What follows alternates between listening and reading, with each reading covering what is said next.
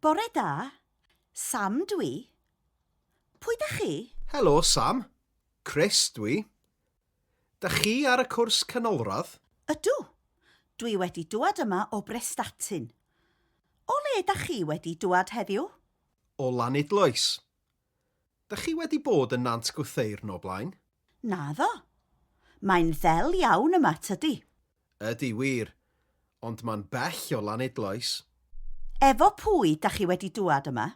Efo Gareth o'r dosbarth. Da ni'n dilyn cwrs ar fore Mercher yn y ganolfan Hamdden. Wel, dwi'n dysgu ar fore Mercher hefyd. Dwi wedi dŵad yma efo Gwen o'r gwaith. Lle da chi'n gweithio? Yn y cyngor sir. Da chi'n gweithio? Nac ydw. Dwi wedi ymddeol. Lwcus iawn. Welai chi yn y dosbarth ar ôl i ni gael paned o goffi a bara brith. Ie, bara brith blasus iawn. Wel, pob hwyl ar y cwrs. Mi gawn ni sgwrs eto. Hwyl.